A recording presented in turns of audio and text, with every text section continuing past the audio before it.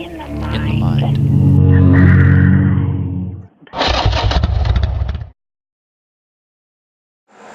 Just a bit of a follow-up video to the damage to Twerk. I can't see jack shit down in here because how bright it is outside. There we go, kind of. Okay, so I got the new oil cooler in. Obviously the cover's so jacked. Put it on, went to fire her up, and she was no longer leaking from here, but there used to be this clamp that was right here. It was basically a plastic clamp that held the two hoses from scrubbing on each other.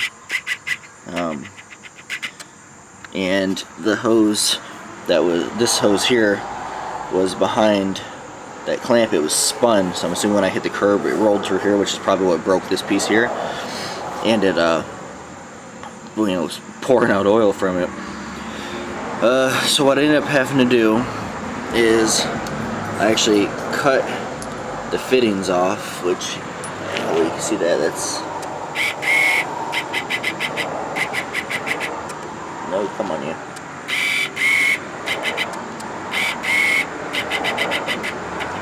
Okay, yeah, that's the same kind of fitting right there.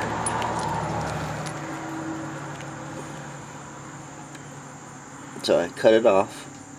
I had to cut it off, take my Dremel to both sides.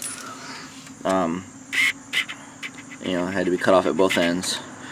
But then there's a little stubby piece that comes off the part directly off the oil cooler, and then there's a little extension where it goes back to the oil pump. There's like a little dimple that's in the middle on both sides, which can prove to be a little bit of a problem. But you know, you cut yourself off about 5 inches of hose. I got 3/8 on here right now.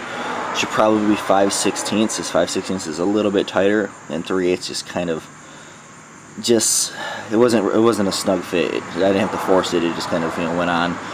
But with the hose clamps on, the dimple I was talking about is actually just behind this hose clamp and just behind this side of this hose clamp. So we got it good bolted on there, and I've been running it for a week like that, and I haven't had any leaks, and she's running good. This is obviously just temporary, but it's a good temporary fix. So say in the event you're out in the middle of nowhere and you happen to have a Dremel, I don't think that would work. But if you're out in the middle of nowhere and you have something to cut those fittings off with, and you can get yourself some hose, this is actually, it's meant to be oil cooler hose. So, and I don't know about other bikes, but I know on this bike, these Harley-esque engines run a very low PSI. On the basically, especially here going through the oil cooler, I think it's like on average runs about 16 PSI. At about 3,000 RPMs, it's about 26 PSI. So it's definitely, this hose is 100 PSI, so this is plenty. And then it has the oil, the heat rating for the oil. So just gotta get yourself a length of hose, and 5/16 would probably be better. It'd fit on there a lot better. But they got that fixed. Still have all the other problems because the insurance still hasn't even processed yet. But one of the things I noticed while I was riding is if I'd let go of the bars, the bike was tracking to the right. I was a little worried about possibly being the fork tube bent, but I barely nudged. I mean, there's a scrape on the bottom of the fork tube, but it seemed like, it couldn't have been enough that should do any damage. So what ended up happening though is when it hit, it jammed the fork tube here, because it hit this spot.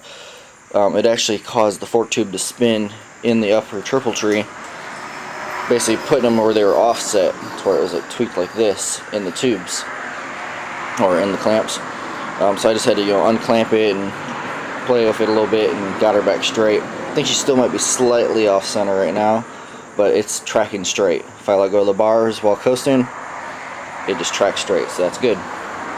I'm gonna have to look back at some past videos.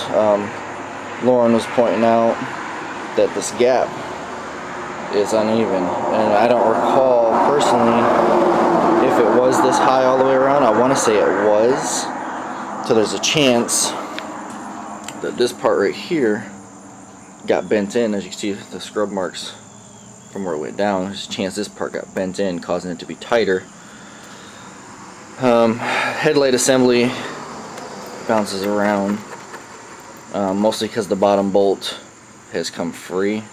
I gotta tighten it down, and that's good. So that the bracket actually isn't broke on that. That's good.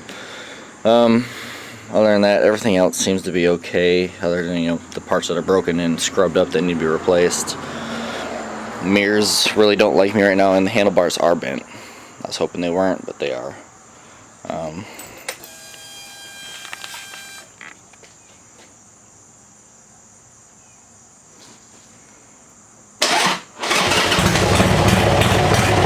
it fires up just fine.